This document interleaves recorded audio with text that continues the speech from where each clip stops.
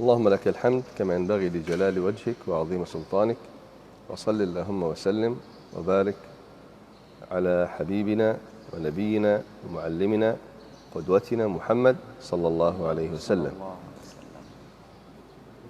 نستكمل معكم أحكام الاعتكاف، خاصة أننا في العشر الأواخر من رمضان، وأكثركم معتكفون، وأكثر المسلمين المفترض يكونوا معتكفين، لكن يعني إنا له راجعون. طبعا مسألة إغلاق المساجد هذه يعني حرمت الكثير من هذا الفضل العظيم. إن شاء الله مأجورين بالنية إن شاء الله. الله يتقبل منا ومنهم ومن سائر المسلمين. Alhamdulillah, segala puji hanya milik Allah, dan kita juga harus patut bersyukur karena pada bab i'tikaf ini kita mempelajarinya, namun banyak di antara masjid-masjid yang ditutup. Yang mudah-mudahan semua yang di luar sana yang tidak bisa melaksanakan i'tikaf dan biasanya melakukan i'tikaf, tapi karena penyakit ini mudah-mudahan masih diberi Allah Subhanahu wa taala. Dan mudah-mudahan ya hilang dengan cepat lah virus ini. توقفنا في اللقاء الماضي على دخول الاعتكاف في العشر الأواخر من رمضان. طيب، متى نخرج من الاعتكاف؟ نقول يا أحباب، نحن نتكلم عن العشر الأواخر من رمضان. يستحب أن ينتهي وقت الاعتكاف في أيام العشر الأواخر من رمضان بعد غروب شمس آخر يوم من رمضان، بعد غروب شمس آخر يوم من رمضان. Kemarin kita sudah membahas tentang kapan sih masuknya i'tikaf atau masuknya orang yang beriktikaf untuk melaksanakan i'tikaf. Nah, sekarang kita akan membahas kapan keluarnya. Di sini dikatakan disunahkan keluarnya orang-orang yang beriktikaf dalam 10 akhir di Ramadan adalah ketika tenggelamnya matahari di akhir waktu puasa tersebut. تمام. وهذا حتى يتم العشرة أيام، لأنه عندما دخل قبل غروب شمس ليلة 21. إذن حتى يتم العشرة أيام يخرج بعد غروب آخر يوم من رمضان، بهذا يكون قد اكتمل له اعتكاف العشرة أيام، وهذا قول الأئمة الأربعة. Jadi menurut al-jumhur dan Abu Hanafi Hanifah dan Ahmad bin Hambal bahwasannya pendapat jumhur adalah di mana yang disebut kesempurnaan dalam i'tikaf itu masuk i'tikaf di malam 21 Ramadan, tapi sebelum maghrib, ba'da asar sebelum maghrib, itu waktu masuknya. Dan kapan keluarnya yaitu setelah maghrib di hari selesainya 10 terakhir Ramadan atau sampai akhir di bulan Ramadan. المسألة الأخرى، نحن كما ذكرنا سابقا يا أحباب أن الاعتكاف مشروع ليس فقط في رمضان. سنة العشرة هذه هي الثابتة، سنة مؤكدة عن النبي صلى الله عليه وسلم، لكن ذكرنا أن النبي اعتكف في غير رمضان، وأدلة كثيرة، وأذن لعمر بن الخطاب رضي الله عنه أن يعتكف في المسجد الحرام في غير رمضان. إذن كما ذكرنا سابقا ذكرنا هذا أن الاعتكاف مشروع في أي وقت. طيب، ما مدة الاعتكاف؟ لأننا سمعنا من يقول يشترط في الاعتكاف ليلة، يشترط يوم وليلة، فهذا ما سنتكلم عنه إن شاء الله. Jadi hari ini beliau akan menyampaikan, sebenarnya sebelumnya sudah disampaikan bahwasanya i'tikaf itu bukan hanya ada di bulan Ramadan. Betul Pak Rewan? Seperti halnya hadis yang dari Umar bin Khattab, di mana i'tikaf beliau bukan di bulan suci Ramadan. Dan beliau mengambil poin intinya, sebenarnya kapan sih muddah atau waktu Iktikaf karena sebagian ada yang mengatakan pendapat malam hari, ada yang mengatakan pendapat pagi sampai siang hari. Nah, beliau akan mengupas ini insyaallah. ما هو أكثر الاعتكاف وما هو أقل الاعتكاف؟ انعقد إجماع على أنه لا حد لأكثر الاعتكاف. إذن يجوز المكث أو البقاء في المسجد بنية الاعتكاف في أي وقت من اليوم، نهار ليل، ولأي مدة يمكثها، لأي مدة، شهر، 10 أيام، يوم، سنة، لا يوجد دليل يحدد حد أقصى للاعتكاف، وهذا بالإجماع. طيب الحد الأدنى أقل شيء للاعتكاف، أيضا لا يوجد دليل يحد الاعتكاف كحد أدنى، فمن اعتكف دخل المسجد بنية الاعتكاف ولو لساعة أخذ أجر اعتكاف ساعة. وأيضا هذا يؤكده أحاديث، منها حديث عمر بن الخطاب رضي الله عنه أيضا قال يا رسول الله إني نذرت أن أعتكف ليلة في المسجد الحرام، فقال لها أوف بنذرك. لو قال يوما ممكن الأمر يكون في سعة، يعني اليوم قد يحمل على النهار فقط في لغة العرب، وقد يحمل على النهار والليل، لكن قال ليلة فأقره النبي. إذا النبي أقره على جزء من اليوم، على جزء من اليوم، فلا مانع من أن يتجزأ أو يكون أقل من ذلك، والله أعلم. Dan waktu iktikaf itu menurut ijma tidak ada penentuan waktu, apakah hanya satu tahun, tidak ada. Paling banyaknya itu tidak terdapat di dalam dalil, di dalam iktikaf tersebut, karena kepanjangan atau kebanyakan iktikaf itu pada intinya adalah ya boleh berapa banyak, dan paling sedikit pun tidak ada dalil bahwasannya iktikaf itu harus paling sedikit 1 jam, paling sedikit ini tidak ada. Jadi iktikaf dimanapun, maksudnya di masjid kapanpun, dengan waktu kapanpun. Dan pengkhususan waktu itu dalilnya yang menyebutkan bahwasanya tidak ada pengkhususan waktu dan boleh membagi waktu itu adalah pada mana tentang nazarnya beliau di waktu selain Ramadan untuk beriktikaf, dan beliau menyatakan lailan, malam hari. Di sini dalil menunjukkan bahwasanya Rasulullah tidak melarang adanya pembagian waktu, boleh kapanpun. Bahkan sebagian ulama mengatakan bahwasanya boleh beriktikaf yang disebut iktikaf walaupun 1 jam duduk di masjid kapanpun, malam hari, siang hari, sore hari, 1 jam di masjid dengan niat iktikaf, maka itu sudah disebut iktikaf. يعني لا يعتقد إنسان كلما ذهب ليصلي في المسجد أخذ أجر الاعتكاف، لابد أن ينوي، لأن ذكرنا من شروط الاعتكاف النية، وهو ذاهب للصلاة أو ذاهب للمسجد في أي وقت إن أراد أجر الاعتكاف لابد أن ينوي عبادة الاعتكاف. Tapi perlu digarisbawahi bahwasannya tentang tadi ya lebih berapa banyak sih bolehnya iktikaf atau paling sedikitnya iktikaf kapan, berapa hari atau berapa jam. Yang paling digarisbawahi adalah niat pada saat iktikaf tersebut. Kalau kita mau mendapatkan pahala, mau mendapatkan ajar dari Allah Subhanahu wa taala, maka hendak kita tentukan dulu niat. Setelah itu insya Allah akan dibalas dengan pahala. طيب الآن ما الذي يستحب للمعتكف أن يفعله؟ أنت أيها المعتكف ماذا يستحب لك أن تفعل؟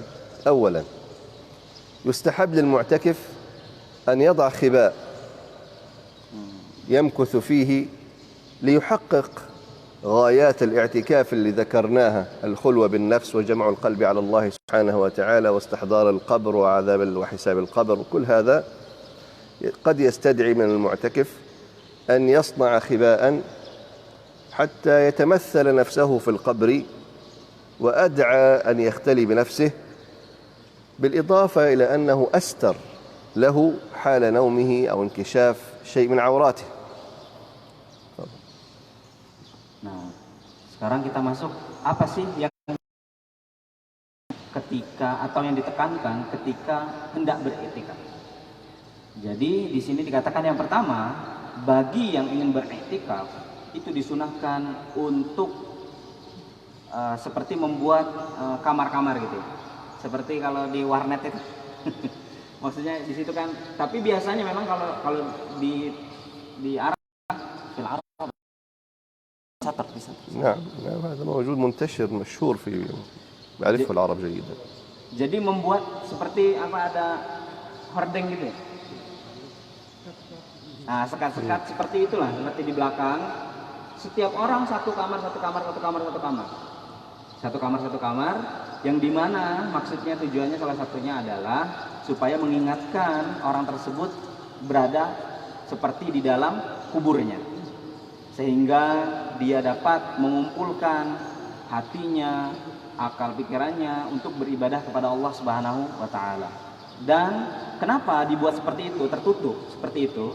Supaya kalaupun nanti kita kan misalnya pakai apa ya, ganti baju atau bagaimana yang menyingkap aurat kita, maka itu dapat terhindarkan. دليلنا في ذلك حديث عائشة رضي الله عنها قالت: كان رسول الله صلى الله عليه وسلم إذا أراد أن يعتكف صلى الفجر ثم دخل معتكفه وإنه أمر بخبائه فضرب. قال: أراد الاعتكاف في العشر الأواخر من رمضان فأمرت زينب بخبائها، زينب بنت جحش، فضرب. وأمر غيرها من أزواج النبي صلى الله عليه وسلم بخبائها فضرب، في رواية أخرى عائشة وحفصة. إذن خباء للنبي صلى الله عليه وسلم، ثم خباء لعائشة، ثم خباء لحفصة، ثم خباء لزينب. فلما صلى رسول الله صلى الله عليه وسلم الفجر نظر فإذا الأخبية. طبعا في الحديث الآخر عائشة وحفصة استأذنوا، أما زينب لم تستأذن. فقال النبي صلى الله عليه وسلم: البر تردن؟ يعني هذا ليس بر، أصبحت غيرة نساء إلى غيرة نساء، يعني لأن إحداهن دخلت خباء، الأخرى فعلت مثلها، ثم الأخرى فعلت مثلها، وإحداهن لم تستأذن، فأراد النبي أن يعاقبهن. فقال: البر تردن؟ هل هذا عمل بر أم غيرة نساء؟ فأمر بخبائه فقوض، أي أزيل الخباء، وترك الاعتكاف، لم يعتكف في هذا الشهر واعتكف في شوال. عقوبة، لم يعتكف، خلاص ما في اعتكاف هذا الشهر، ولم يعتكف في رمضان هذا الشهر، واعتكف 10 أيام في شوال. الشاهد من الحديث أن من سنة الاعتكاف ضرب الأخبية. يعني هو دخل إلى خباء آخر؟ لا، النبي صلى الله عليه وسلم أراد أن يعتكف فأمر بصنع الخباء، فجاءت عائشة قالت: تريد أن أعتكف، فأذن لها فصنعت خباء.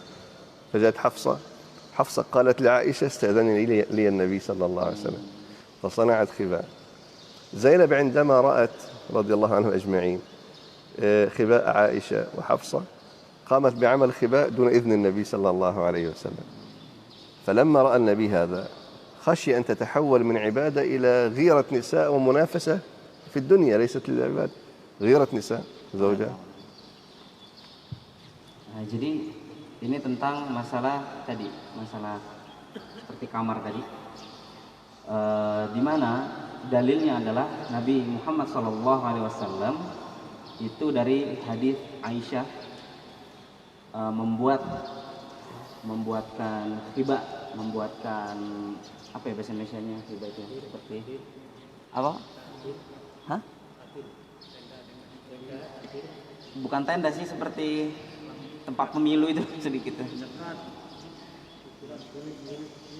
Biasa membuat bilik tapi dari kain itu. Nah, di situ disuruh, di mana Aisyah disuruh oleh Rasulullah SAW dalam hadis ini untuk membuat bilik tersebut. Tetapi dalam hadis ini juga disampaikan bahwasannya saat Rasul menyuruh Aisyah untuk membuat bilik tadi. Kemudian dibuatlah bilik tersebut, tapi ada satu hal kesalahan di mana si Hafsah Zainab itu mengatakan bahwasanya tolong izinin saya kepada Nabi untuk membuat hibah, untuk itikaf. Tapi ini kesalahannya bahwasanya beliau tidak izin langsung. Dan pada suatu saat mereka kan melihat nih, terlihat bahwasanya di antara istri-istri Nabi ini membuat bilik-bilik tersebut seperti halnya ada pengen yang paling bagus gitu, gimana sih buatnya. Jadi di situ bukan ibadah lagi, tetapi seperti halnya mana nih yang paling bagus nih gitu. Akhirnya dari situ Nabi kok melihat ini malah bukan condong kepada ibadah, malah condong pada ini nih untuk membuat sang suami merasa senang nih.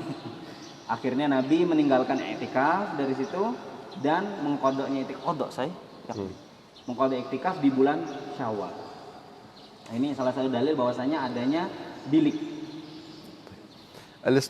الأمر الآخر يستحب للمعتكف أن ينشغل بفعل القرب، كل ما يقرب إلى الله يفعله، والعبادات اللازمة والخاصة.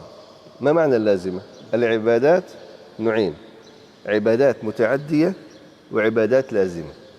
العبادات المتعدية هي التي تنفع بها الآخرين، مثل صلة الرحم، النفقة أو نفع الآخرين. أما العبادات الصدقات مثلا، العبادات اللازمة هي الخاصة بك أنت، الأذكار، صلوات، استغفار، تعلم، شيء يعود عليك أنت. لأن بخلاف لماذا في الاعتكاف يفضل العبادات اللازمة؟ لأن كما قلنا الاعتكاف هو مرحلة شحن البطارية. أنت تشحن بطارية القلب، لأن بخلاف الاعتكاف العبادات المتعدية مقدمة عن العبادات اللازمة. انتبهوا جيدا، في الشرع العبادات المتعدية للآخرين، نفع الآخرين وعون الآخرين وبذل المسلمين وهذا الإسلام وكذا، هذا مقدم عن العبادات اللازمة. فأنت طوال العام تعطي تعطي تعطي تعطي تعطي، طيب البطارية تحتاج إلى شحن. فكان من السنة في فترة الاعتكاف أن تهتم بشحن البطارية القلبية، تزيد الإيمان والذكر والاجتماع القلب على الله سبحانه وتعالى. فهذا سنة النبي صلى الله عليه وسلم وسنذكر الدليل. Kemudian yang selanjutnya adalah apa sih yang ditekankan untuk orang iktikaf? Pada intinya secara umum yang ditekankan bagi orang yang beriktikaf itu adalah sesuatu ibadah apapun yang mendekatkan diri kepada Allah maka jalankan. Nah, pada dasarnya itu. Tetapi dalam ibadah terbagi menjadi dua. Ada namanya ibadah lazimah, yaitu ibadah yang dimana dia manfaat atau kebaikannya kembali kepada dirinya. Yang kedua adalah ibadah muta'addiyah, yang dimana kebaikan dari ibadah tersebut itu bukan hanya kembali kepada dirinya, tetapi muamalah dengan orang lain, silaturahmi, sedekah atau yang lainnya dengan antara seorang dengan orang lain. Nah, kenapa sih disyariatkannya ada iktikaf? Hikmahnya adalah di mana di bulan yang lain selain bulan Ramadan kita yang paling menonjol adalah kita selalu mungkin ibadah muta'addiyahnya tadi. Benar nggak Pak Rela? Ibadah yang dimana kita mungkin ya muamalah dengan orang lain, silaturahmi, kita sering benar seperti itu. Sementara hikmahnya adalah kenapa adanya iktikaf, yaitu dimana beliau mengatakan bahwa seakan-akan kita ini ngecas baterai kita nih, dicas dulu nih dengan ibadah-ibadah yang kembali kepada diri kita, kebaikannya kembali kepada diri kita. Karena di bulan-bulan lainnya kita itu tidak terlalu menonjolkan kebaikan ibadah kepada diri kita. Nah, makanya adanya tadi apa? Zikir. Kita mengisi ruh kita dengan zikir yang kembali kepada kita kan, itu kan pahalanya langsung kembali kepada kita. Doa, sholat, yang berhubungan dengan ibadah diri sendiri dan kebaikannya kembali kepada diri sendiri. Dan ini akan lebih dijelaskan setelah ini. عائشة رضي الله عنها قالت كان النبي صلى الله عليه وسلم يعتكف العشر الأواخر من رمضان فكنت أضرب له خباء فيصلي الصبح ثم يدخله في رواية وما كان يكلم أصحابه كما كان يكلمهم قبل ذلك. إذا دل هذا على أن الأولى في الاعتكاف هو العبادات اللازمة لتنقية القلب والسمو بها والله أعلم. Kemudian masih berkutat dengan dalil yang tadi, di mana Aisyah mengatakan bahwasannya membuatkan bilik untuk Rasulullah SAW. Kemudian setelah sholat fajar, maksudnya sholat subuh, itu Rasulullah kemudian masuk ke dalamnya. Yang dimana ya beliau memang mengkhususkan waktu untuk dirinya, untuk mendekatkan diri kepada Allah Subhanahu wa taala. أيضا يستحب طبعا العبادات اللازمة مثل الذكر، صلوات النوافل، القرآن، وذكرنا الدليل لما ثبت عن النبي صلى الله عليه وسلم أنه كان إذا اعتكف دخل معتكفه واشتغل بنفسه ولم يجالس أصحابه ولم يحادثهم كما كان يفعل في غير الاعتكاف. إذن هذا يدل على أنه الأفضل، حتى أفضل من حلقات العلم إن كانت، انتبهوا جيد، إن كانت حلقات العلم متيسرة ومعتادة في غير وقت الاعتكاف فالأولى أن يتم تخصيص الاعتكاف للعبادات اللازمة. إن كان العلم متوفر في غير الاعتكاف فالأولى تخصيص الاعتكاف للعبادات اللازمة. Kemudian dalilnya juga yang dimana kita harus sibuk atau fokus dengan diri kita adalah dimana di hadis mengatakan bahwasannya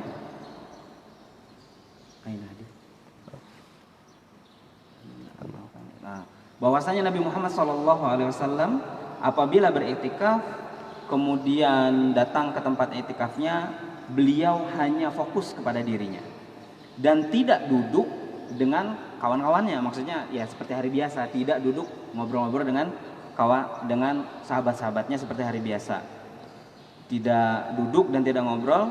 Kemudian ini menunjukkan bahwasannya adalah keutamaan iktikaf untuk fokus pada dirinya sendiri. Di sini dikatakan juga bahkan apabila di situ ada majelis ilmu, maksudnya seperti kita ini belajar ilmu di masjid, itu bisa tidak menghadirinya dengan catatan, maksudnya bukan tidak peduli ya, ini harus digarisbawahi nih biar maksudnya kita sibuk diri sendiri nih. Maksudnya adalah dimana kalau tentang keilmuan yang disampaikan pada majelis tersebut itu mungkin bisa kita dapatkan di lain waktu, atau mungkin banyak di luar sana yang mengajarkan tentang itu, maka lebih baik kita untuk menyibukkan diri kita dengan ibadah. Nah, gitu Pak Rewan. Tapi harus digarisbawahi ya, kalau seandainya berarti maksudnya kan di situ kan orang yang benar-benar sudah berkutat dengan ilmu biasanya, gitu kan. Tapi kalau untuk seperti kita misalnya masih ya bekerja di luar sana, berarti kan lebih baiknya ikut gitu. ولكن قد يستحب طلب العلم في الاعتكاف، قد يكون طلب العلم مستحب في الاعتكاف، فيستحب طلب العلم في الاعتكاف عن الانشغال بالعبادات الخاصة. متى؟ إذا كانت حلقات العلم نادرة في غير وقت الاعتكاف، يعني في بلدان لا نسمع فيها دروس في المساجد أصلا، فالفرصة التي نستطيع أن نلتقي بها بالمشايخ أو العلماء هي الاعتكاف. الأمر الآخر أن لا يتيسر طلب العلم إلا في هذا الوقت بالنسبة للناس، لأن الناس لا في غير رمضان لا تجدهم يتبخرون، مشغول في عمله وفي أرضه، لا يجلس لطلب العلم ولا عنده وقت. فأنت تستثمر الفرصة أنه قد حبس نفسه لله معتكفا، فتقول له تعالى نعلمك في هذا الكورس الاعتكافي المكثف، نعلمك لأنك بعد رمضان لن نراك ثانية. يرجع للدنيا ويرجع الأرض والعمل وإلى غير ذلك. فإن كان هذا أيضا، لو وجدنا أن هذا متوفر في مكان ما، أنه يصعب أن يجتمع الناس لطلب العلم وهذه الفرصة لتعليمهم، فلا بأس، بالعكس هو المستحب. والله أعلم. Seperti yang saya sampaikan sebelumnya, memang benar. Jadi di sini lebih didetailkan lagi syaratnya di mana, bukan syarat siapa ya, ya ketentuan lah, ketentuan di mana boleh seseorang itu mengikuti majelis ilmu pada waktu masa i'tikaf. Yang pertama, apabila pelajaran tersebut atau kajian tersebut tidak ada di waktu selain waktu Ramadan tersebut atau waktu i'tikaf tersebut. Misalnya daurah apa gitu misalnya. Seperti sekarang pembahasan bab ini adanya kan hanya di bulan Ramadan. Nah, maka sudah barang tentu kita harus mengikutinya. Yang kedua, waktu. Kita ngerasa nih waktu ini di mana selain waktu ini kita nggak bisa. Kalau udah selesai i'tikaf udah kita sibuk dengan dunia masing-masing. Nah, dari situ makanya kalau dua ini adalah terpenuhi, maka lebih baiknya kita untuk mengikuti kajian tersebut. Wallahu a'lam. وهذا ليس قولي أنا فقط، ورجح هذا الإمام الشيخ ابن عثيمين رحمة الله عليه. Dan perkataan ini diambil bukan atas ini pendapat sendiri, tetapi Syekh Ibn Utsaimin. Syekh Ibnu Utsaimin yang berpendapat. أيضا يا أحباب، يستحب للمعتكف اجتناب ما لا يعنيه أو ما لا ينفعه سواء قول أو عمل، كالإكثار من الكلام مع من حوله أو من يزوره في المسجد، إما أن يشغل وقته بأن يتحدث مع أصدقائه طول اليوم وإلى غير ذلك في الاعتكاف، أو بين الوقت والآخر يأتيه الزوار، الزوجة تأتي ثم بنته تأتي ثم تذهب ثم ابنه يأتي. سبحان الله، هذا يفسد الاعتكاف أصلا. إذا لماذا اعتكف في البيت؟ فلا يوجد اعتكاف في البيت، الاعتكاف في المسجد. فنقول يا أحباب، يستحب للمعتكف اجتناب ما لا يعنيه أو ما لا ينفعه من قول أو عمل، كالإكثار من الكلام مع من حوله، أو من كثرة الزوار في المسجد، يزور المسجد، أو الهاتف. كثرة النوم. نعم، الهاتف، يعني هذا الهاتف مصيبة، 24 ساعة على الهاتف، إما كلام أو جيمز أو، هل هذا اعتكاف؟ يعني أنا أنصح لولا الضرورة أغلق المحمول، نصيحة، أغلقه. الزوجة والأهل يعرفون أن هذا اعتكاف، والاعتكاف حالة خاصة، إلا إن كان لضرورة مثلا.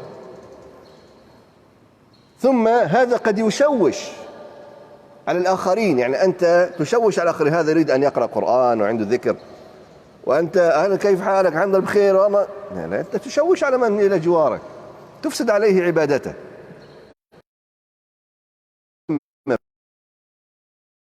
خباء. نعم، لكن الخباء قد يمنع الرؤية لكن لا يمنع الصوت، هذا مشكلة. لأن الخباء يا أحباب أنت ملتصق بأخوك، الخباء لا يتعدى حجم، وبينك وبين أخوك ستارة فقط لا غير بالصوت. Oke, jadi yang lagi lebih diperinci bahwasannya lebih ditekankan, disunahkan itu ketika i'tikaf meninggalkan pun yang tidak bermanfaat.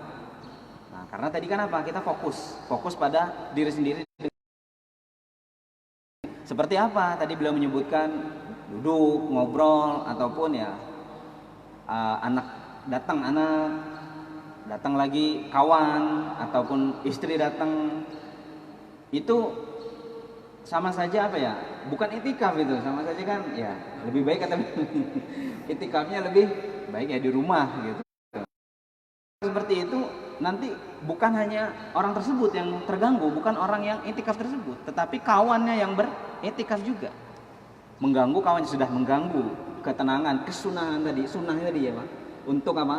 Untuk fokus pada diri sendiri, tetapi malah terjadi seperti itu. Makanya kita seakan-akan mungkin ya tidak mengenal tetangga kita gitu. Tapi dalam artian kalau yang darurat-darurat ya harus kita lihat gitu. Jadi ini yang harus diperhatikan. Seperti HP juga itu kan ya boleh chatting, tapi kan maksudnya itikaf ya maksudnya apa? Berarti bukannya sudah keluar dari niat. Niat kan maksud. Berarti kalau sibuk dengan HP berarti sudah keluar dari maksud tersebut. Apa sih maksudnya untuk itikaf gitu? الآن ما هي مفسدات الاعتكاف؟ ما هي الأعمال التي تبطل الاعتكاف؟ ما هي الأعمال التي لا تجوز في الاعتكاف؟ هذا هو موضوعنا الآن، لكن سأتكلم قبلها في نقطتين إن شاء الله بإذن الله حتى تفهموا هذه المسألة. سأبين نقطتين. تفضل. Sekarang kita akan masuk kepada apa sih yang merusak atau merusak i'tikaf. Nah, beliau akan menyampaikan ini dan akan membaginya. Sekarang maksudnya akan hanya menjelaskan 2 poin dulu sampai kita paham baru pindah selanjutnya. البعض يخلط ما بين مفسدات الصيام ومفسدات الاعتكاف. يا أحباب، هذه عبادة وهذه عبادة مختلفة. هذه لها أحكام وهذه لها أحكام مختلفة. هذا رقم 1 حتى نفهم الأحكام. Jadi yang pertama adalah kebanyakan mungkin mengatakan bahwasanya yang membatalkan i'tikaf seperti halnya yang membatalkan puasa atau yang merusak puasa. Benar nggak Pak Rewan? Jadi disamakan, padahal yang satu puasa dan yang satu i'tikaf itu memiliki hukum-hukum atau hal-hal yang berbeda. Nah, maka akan disampaikan sekarang. الأمر الآخر، ما معنى أمر أفسد اعتكاف؟ وماذا يعني أن تفعل أمر يفسد الاعتكاف؟ هل تعرف ما معنى هذا؟ معناه أنه فسد الاعتكاف ما سبق كله، يعني رجعت صفر. يعني مثلا أنت اعتكفت 9 أيام ثم جئت في اليوم التاسع وفعلت ما أصبح صفر، ليس لك ولا يوم. هذا مشكلة الاعتكاف، انتبهوا جيد. فمفسدات الاعتكاف تبطله من أوله، وهذه تختلف عن معطلات الاعتكاف. تفضل. Jadi beliau ingin menggarisbawahi sebenarnya kita harus tahu dulu nih apa sih yang merusak i'tikaf. Nah, beliau menyatakan ya mungkin kita tahu ya kalau rusak i'tikaf 1 hari ya udah 1 hari itu aja gitu kan. Tetapi yang dimaksud rusaknya i'tikaf adalah di mana kalau kita nih misalnya sudah i'tikaf 9 hari, i'tikaf 9 hari. Di hari ke-9 kita melakukan suatu hal yang merusak i'tikaf. Maka seakan-akan i'tikaf yang dari hari pertama sampai hari ke-8 itu ya rusak juga. Nah, jadi ini harus diperhatikan baik-baik nih supaya kita tidak jatuh kepada kesalahan atau rusaknya i'tikaf tersebut. مثال، أحدكم اعتكف إلى اليوم، يعني هذا 5 يوم في الاعتكاف تقريبا، فقال لا أستطيع أن أستمر عن هذا، أريد أن أذهب أجلس مع الزوجة والأولاد، يعني أمنع نفسي من هذا. طيب أنا سأخذ أجازة اليوم، أخذ عطلة اليوم، أذهب إلى الزوجة وإن شاء الله سأبدأ أنوي اعتكاف شديد من الغد، ما في مشكلة. هو يعتقد أنه حسب له 5 ثم أخذ أجازة يوم ثم سيكمل 4 أو 5 آخرين، إذن سيكون 9 أيام، الحمد لله خير. لا، نقول له أنت أبطلت ما سبق خلاص، يبدأ الاعتكاف من بعد النية الجديدة وما سبق خلاص راح عليك. Oke. Sebelumnya tapi sudah paham ini Pak Rewan kan? Yang tadi kalau batal 1 berarti yang sebelumnya batal. Udah sepakat nih ya. Terus ini beliau mengibaratkan lah. Ini banyak nih terjadi nih. Coba kita lihat, kita survei ini banyak yang terjadi. Kita sekarang sudah i'tikaf 5 hari betul. Dan hari ke-5 ini mungkin di sore hari kita berpikir bahwasanya udahlah hari ini sudah cukup nih 5 hari ini.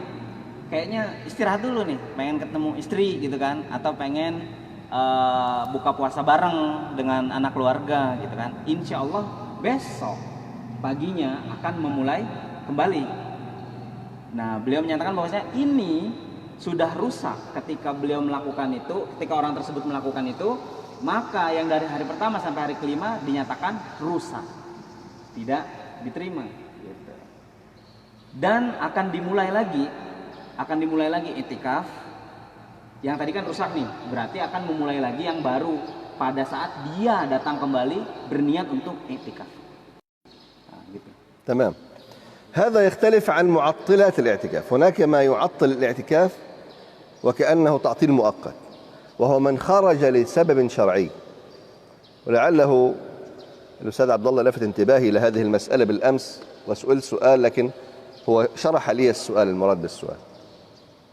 كمن الذي أراد أن يخرج لعيادة مريض في مكان بعيد، قد يجلس يوم 2 3 مكان بعيد سفر، ونحن قلنا أن الخروج لعيادة المريض تجوز. طيب هل هذه مفسدات اعتكاف؟ يعني فاته ما سبق؟ لا، هذه تعطل الاعتكاف. ما معنى؟ يعني ما سبق حسب له، وهذه الأيام يقضيها لاحقا. إذن هو يريد مثلا أن يعتكف 10 أيام من رمضان، في اليوم الخامس مثلا أتاه اتصال، ابنك مريض، الزوجة مريضة، أخوك مريض، أبوك مريض في مكان بعيد مثلا، فسيخرج لعيادته.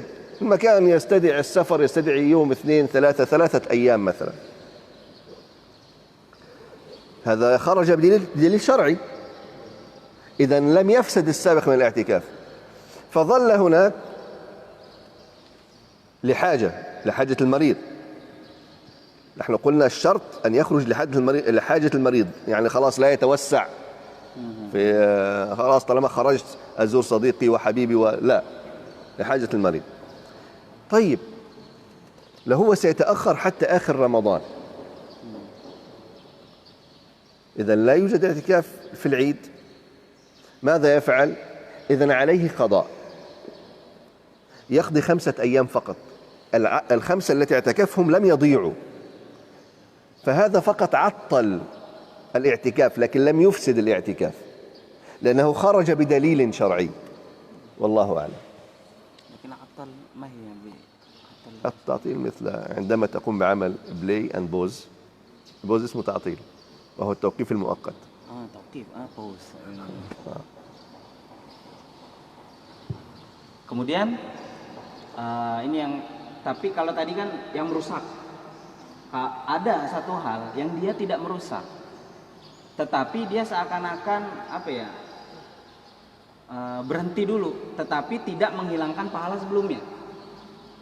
Jadi boleh keluar, seakan-akan kita itu bukan istirahat, tetapi seperti pause gitulah, sebentar, ini sebentar, wakaf sebentar, berhenti sebentar, tetapi dengan syarat udzur syar'i, dengan adanya halangan yang benar-benar tidak bisa kecuali orang tersebut yang melaksanakan.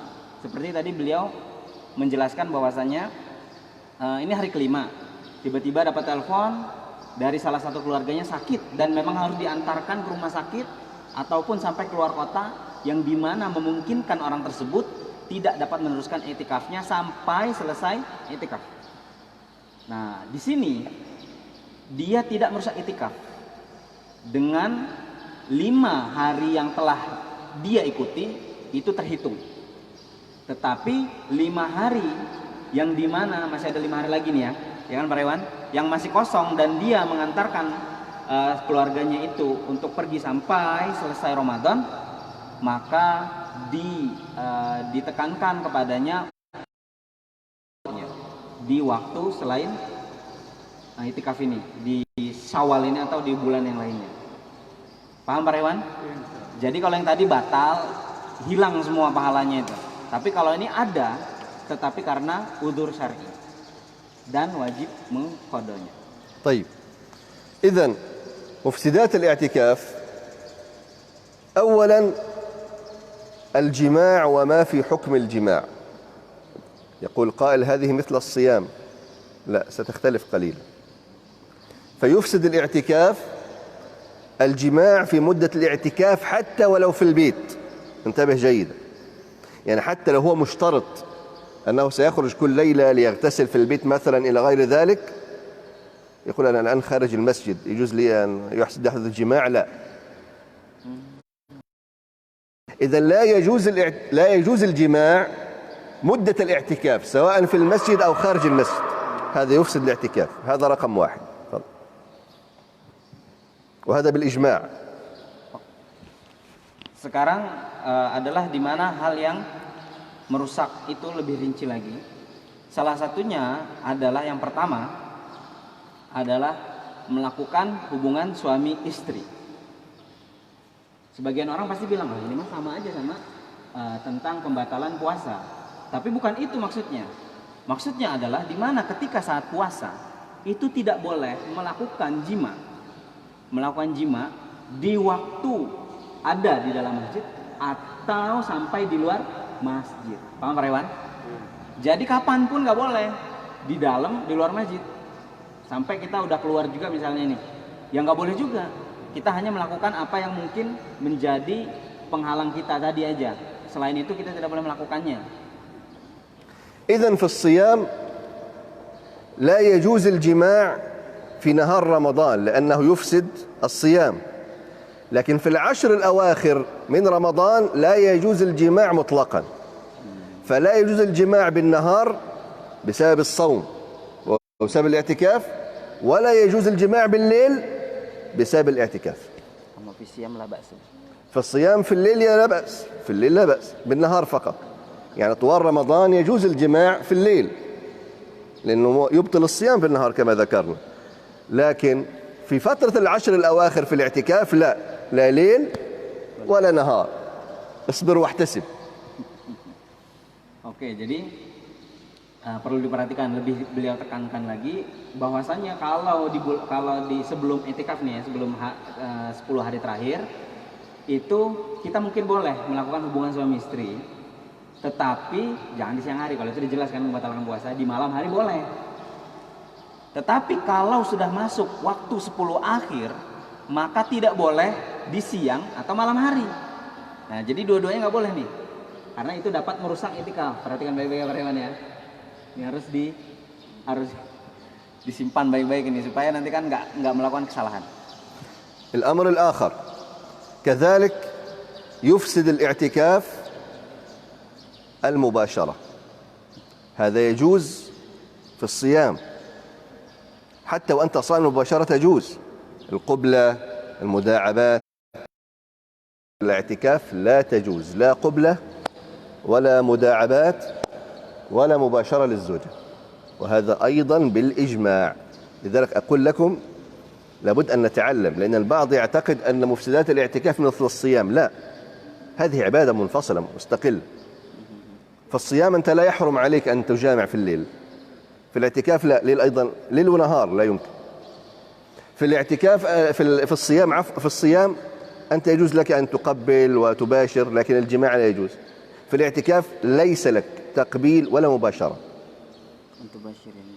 المباشرة هو كل مداعبات فيها مس البشرة للبشرة. المباشرة. تفضل. ولو مصافحة كعادة. طيب سنشرح تعريف المباشرة. Oke. Jadi dan perlu diperhatikan lagi di sini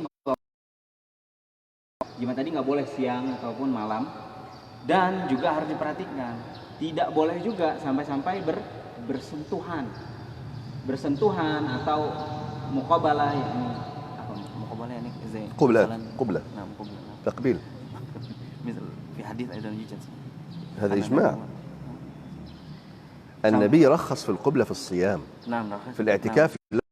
الاعتكاف حالة خاصة يا أحباب، انعقد إجماع فيها. Nah, dan boleh juga kan pada puasa mungkin kita boleh mencium istri kita gitu kan di siang hari. Tapi pada saat i'tikaf ini tidak dibolehkan sampai mubasyarah, yaitu bersentuhan langsung juga dengan lawan jenis. Ini akan disyarahkan beliau lebih detail lagi. قال تعالى: ولا تباشروهن وأنتم عاكفون في المساجد. قال الطبري: المباشرة العرب هي ملاقاة بشرة جلد لجلد، هذا جلد الإنسان يسمى بشرة، هو ملاقاة بشرة لبشرة، وبشرة الرجل جلدته الظاهرة، هذا واحد. ثانيا انعقد الإجماع على أن المباشرة بين الرجل والمرأة تبطل الاعتكاف، والمباشرة بغير معنى الجماع.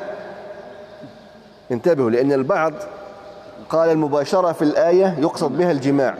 انعقد إجماعين وذكرهم ابن المنذر متواليين، فدل على أن المباشرة في الاعتكاف تختلف عن الجماع. ذاك ابن المنذر نقل إجماعين، إجماع على أن الجماع يبطل الاعتكاف، وعلى أن المباشرة تبطل الاعتكاف، فإذا لا يصح أن نحمل معنى المباشرة على الجماع. Aduh, ini yang gawat ini. Jadi gini Pak Rewan, sebenarnya kan ayatnya tadi wala tubashiruhunna wa antum akifuna fil masajid. Nah, itu janganlah kalian ya. Di sini artinya mubasyarah di sini ada yang mengatakan bahwasanya jima. Ada yang mengatakan bahwasanya itu hanya kalau dalam fikih Syafi'i itu kan bersentuhan dengan lawan jenis sudah batal, betul nggak?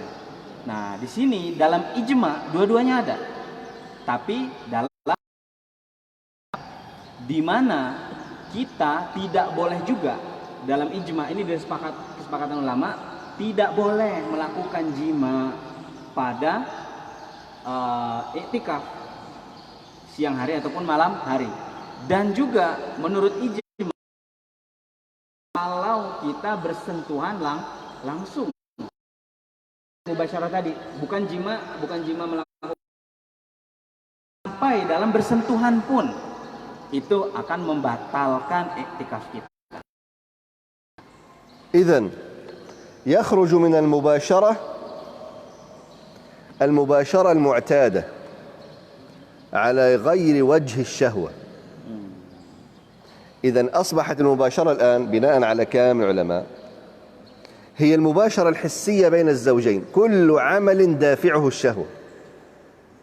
لكن العمل الإنسان الطبيعي، السلام عليكم وعليكم السلام كيف حالك، لا بأس. عندما تلقى الأولاد أو بنات تقبل، هذا لا شهوة فيها، أولادك أو بناتك أو كذا. إذن المباشرة هنا هو كافة المباشرة الحسية التي بين الزوجين، وهذا قول. Nah, beliau lebih memperinci. Kalau tadi secara umum tidak bersentuhan ya, tetapi beliau merinci bahwasannya yang tidak boleh sama sekali adalah ketika kita bersentuhan kemudian kita dapat mendatangkan syahwat kita, Jadi kita tidak boleh bersentuhan apabila bersentuhan tersebut menjadi perantara datangnya syahwat kita. Nah, di situ. Tapi kalau ya seperti kalau adat kita kan, adat biasa sih, misalnya kita pulang gitu kan, kita salaman sama istri kita, salam kepada kita, kemudian kita ke masjid lagi, itu kan biasa kan, kita tidak ada di situ datang syahwat Pak Rewan. Betul Pak Rewan?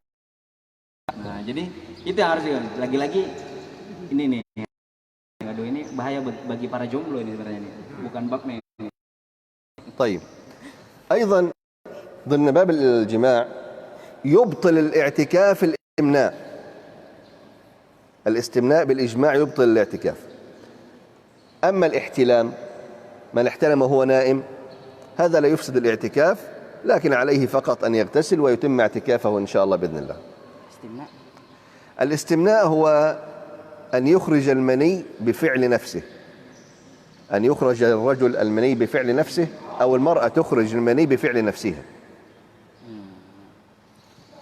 Terus ini kalau ini agak turun sedikit. Kalau tadi suami istri, kalau ini adalah di mana mengeluarkan mani dengan cara paksa, yaitu dalam bahasa Arabnya istimna. Nah, di situ di mana istimna itu pengeluaran mani secara paksa itu dapat membatalkan iktikaf kita.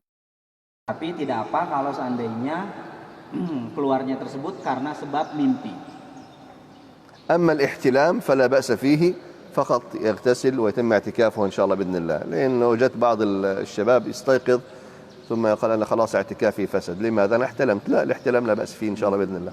تغتسل وتكمل اعتكاف. Tapi jangan lupa ketika ya tadi mimpi tiba-tiba kan kemudian keluar, maka ya tidak membatalkan, hanya saja harus bersih-bersih, mandi, kemudian kembali lagi. طيب المفسد الآخر للاعتكاف هو الخروج من المسجد. إذن المفسد الأول هو الجماع وما في حكمه، وذكرنا منه ثلاثة: الجماع والمباشرة والاستمناء. المفسد الثاني هو الخروج من المسجد. Oke, yang pertama tadi adalah yang membatalkan pertama adalah jima dan apa-apa yang mengambil tentang, paham ya? Tadi kan kalau jimanya ini suami istri, tetapi apa-apa juga yang mengambil hukumnya jima seperti tadi bersentuhan dengan syahwat tadi, maka itu juga batal. Nah, satu lagi itu adalah di mana keluar dari masjid. Nah, ini juga ini harus kita ini juga nih. Kita tarkis. المسجد له حالتين: إما الخروج بجميع الجسد أو بجزء من الجسد. ممكن أخرج رأسي من المسجد، أخرج يدي، أخرج قدمي. ما حكم هذا وما حكم هذا؟ أولا نتكلم عن حكم الخروج بجميع الجسد من المسجد. الخروج بجميع الجسد من المسجد. تفضل. Nah, sekarang masuk ke dalam bagaimana sih yang disebut membatalkan dengan keluar.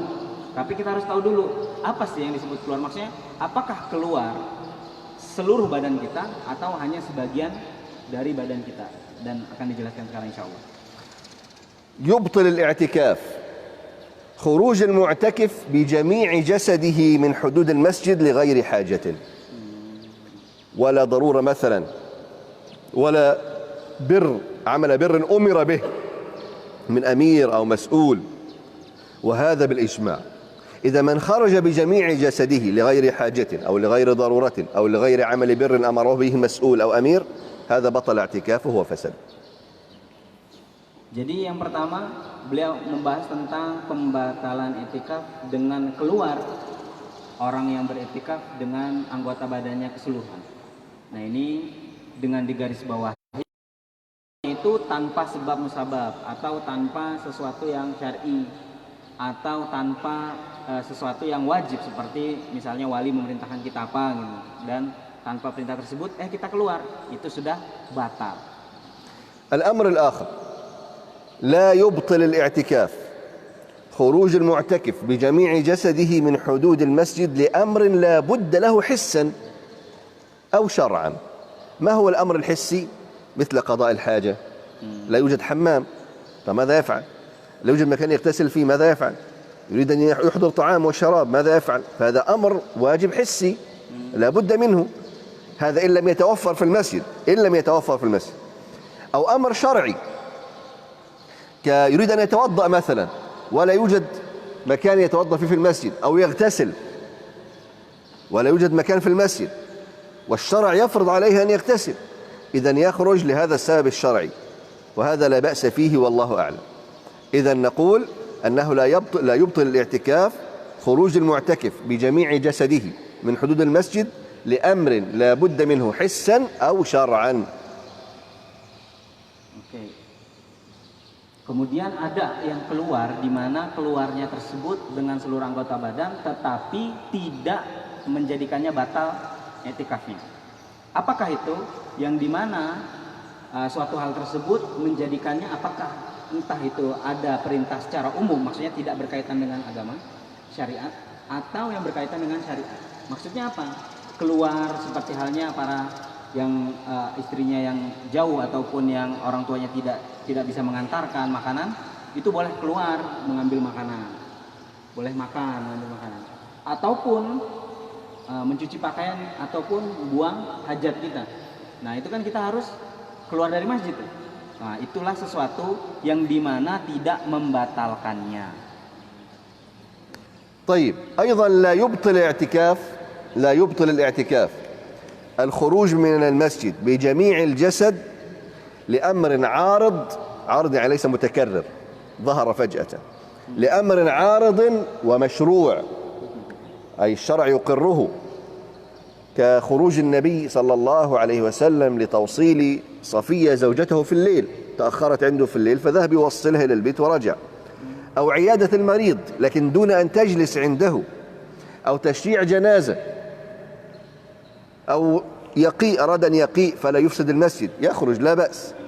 فهذا أمر طارئ وعارض ومشروع لا بأس فيه إن شاء الله بإذن الله ولا يفسد الاعتكاف. Dan ada hal lagi yang dimana kalau tadi kan secara umum ataupun secara syariat. Kalau ini yang dimana dia berkaitan dengan syariat Islam, dimana keluar dengan anggota badannya keseluruhan tetapi tidak membatalkan i'tikaf. Seperti hal yang dilakukan Nabi Muhammad SAW, dimana beliau mengantarkan Sofia, istri Nabi Sofia itu sudah malam tapi belum sampai gitu. Akhirnya diantarkan pulang. Itu kan menunjukkan bahwasanya dalil keluar tetapi tidak membatalkan i'tikaf. Dan seperti halnya mungkin tadi melihat mungkin ada yang sakit di antara sesepuh kita. Oh, kita harus nengok nih. Gak apa-apa kita nengok sebentar, dan itu tidak membatalkan ataupun mengantar jenazah seperti itu. Itulah yang tidak membatalkan yang berkaitan dengan syariat. هذا بالنسبة لخروج جميع جسده. طيب، تريد أن تخرج يدك، تخرج رأسك، تنظر ماذا هناك مثلا، ماذا، هل يجوز؟ نعم، لا يبطل الاعتكاف خروج المعتكف ببعض جسده من حدود المسجد لحاجة أو لغير حاجة، حتى لو بدون حاجة، كمن أخرج يده أو قدمه فيه. أولا لحديث عائشة رضي الله عنها قالت: كان النبي صلى الله عليه وسلم يخرج لي رأسه من المسجد فأغسله له وأنا حائض. ولذلك أنا رسمت صورة مسجد النبي صلى الله عليه وسلم، لأن البعض يقولها انظر النبي كان يخرج من المسجد ليذهب لبيت عائشة. أولا عائشة لم يكن لها بيت صلى الله على محمد، زوجات النبي كلام حجرات، وكانت حجراتهم مجاورة للمسجد. انتبهوا جيدا، هذا مسجد النبي صلى الله عليه وسلم، هذا جهة القبلة، وهذه حجرات النبي زوجات النبي صلى الله عليه وسلم، وهذا مكان أهل الصفة. طبعا المسجد هذا تغير بعد ذلك وهذه اكتملت للنهاية. المهم كان الصحابة يعدلوا في المسجد دائما. فهذا باب وهذا باب، هذا باب خارجي لبيوت النبي صلى الله عليه وسلم، وهذا باب داخلي داخل المسجد يربط ما بين المسجد وحجرات النبي. فالراجح قال العلماء أن هذه حجرة عائشة قريبة من باب المسجد، فكان النبي يجلس في هذا المكان ويخرج رأسه فقط. إذن هذه عائشة تغسل رأس النبي صلى الله عليه وسلم. إذا النبي لم يخرج من المسجد، لأنه يفصل ما بين المسجد والحجرات الباب. فالذين يستدلون أن النبي كان يخرج لعائشة تغسل له رأسه، هذا كلام صحيح، أنت لم تفهم أصلا الحديث. أولا هي في الحديث قالت يخرج رأسه من المسجد، لم تقل يخرج. فهو لأنه لا يعرف الخريطة فلا يفهم، يقول له كان يخرج من المسجد يذهب لبيت عائشة. لا يا أحباب، النبي كان يخرج جزءا من جسده وهو رأسه فقط لا غير، وهذه الخريطة حتى تفهموا الحديث.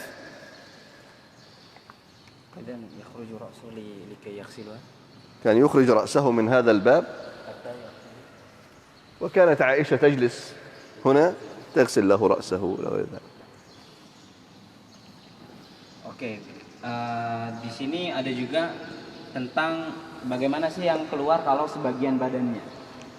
Kalau keluar sebagian badannya itu menurut hadis ini adalah tidak batal. Di mana hadisnya menyatakan bahwasannya pada waktu itu Rasulullah SAW itu menengok, maksudnya keluar. Seperti gambaran di situ ya, di situ kan adalah rumah, bukan rumah sih, kamar Aisyah. Di mana sebagian orang ketika mendengar hadis ini bahwasanya itu Rasulullah aja keluar untuk ke rumahnya Aisyah dalam hadis ini. Nah, beliau menggarisbawahi dalam hadis ini yang perlu digarisbawahi, pertama kita harus tahu bahwasannya istri Nabi Aisyah, termasuk Aisyah dan yang lainnya, tidak mempunyai rumah, maksudnya rumah satu lengkap gitu, enggak. Tetapi hanya ada apa? Kamar. Nah seperti itu di situ. Kamar berarti kalau kita sebelah sana ya, sebelah kiri. Di mana di situ orang melihatnya rumah dan jauh gitu kan. Tetapi enggak, itu hanya sebelah kita, pas tepat seperti sebelah ini nih. Dan di situ Nabi Muhammad SAW hanya mengeluarkan, maksudnya menengok, maksudnya bagian kepala berarti keluar dari masjid. Dan itu juga tidak keluar jauh, maksudnya pintu masuknya dari sini dan pintu keluarnya di situ. Maksudnya masih sekitaran masjid. Tetapi dan keluarnya itu juga, kenapa keluar? Ketika itu Aisyah duduk di situ dan Rasulullah menengok, kemudian dicucilah kepala Nabi Muhammad SAW. Nah, jadi yang perlu digarisbawahi, pertama skema masjid. Banyak orang yang salah paham karena nggak tahu skema masjidnya dan nggak tahu bahwasanya di sana itu adanya hujrah, kamar, bukan rumah. Paham ya Pak Iwan? Yang harus diperhatikan nih, banyak orang salah paham di skema ini nih, jadi nganggapnya jauh-jauh sekali gitu. نحن انتهينا الحمد لله من فقه الاعتكاف. الحمد لله الذي علمنا. ولكن بصراحة الحديث الأخير هذا يعني جعلني أتعجب. صلى الله على محمد. يعني محمد صلى الله عليه وسلم الذي كان يرأس دول الخليج كاملة، يرأس 9 دول. أمهات المؤمنين خير نساء على وجه الأرض تعيش في حجرة. أتعجب من حال كثير من المسلمين والمسلمات الآن يتبطرون على نعم الله سبحانه وتعالى، ولا يعجبه بيته ولا يعجبها بيتها، وتريد بيت أفضل ويريد بيت أفضل وبيت أكبر وبيت أكبر. لو كانت الدنيا خير لنافس فيها النبي صلى الله عليه وسلم وبنى فيها القصور وهو قادر، كانت تأتيه الغنائم بعد ذلك. لكن مات النبي صلى الله عليه وسلم وهذا حاله وهذا حال أمهات المؤمنين، خير نساء على وجه الأرض. اللهم صل على محمد. Alhamdulillah kita sudah selesai i'tikaf ini. Mudah-mudahan apa yang beliau sampaikan dapat bermanfaat. Tetapi beliau menyampaikan bahwasannya ada sesuatu yang mengherankan ketika membahas hadis ini tadi, di mana Rasulullah SAW itu memimpin, ya bisa dikatakan pemimpin dari 9 itu maksudnya saat itu. Tetapi ini enggak, maksudnya hati kita terenyuh enggak? Yang dimana tentunya istri beliau adalah wanita-wanita terbaik kan, termasuk terbaik di dunia ini. Tapi tidak memiliki ya rumah yang lengkap gitu, atau sebidang rumah, bukan sepetak ya. Berarti masih mending tuh rumah yang 6x6 itu. Tapi ini cuma kamar ya, seperti itu, masya Allah gitu kan.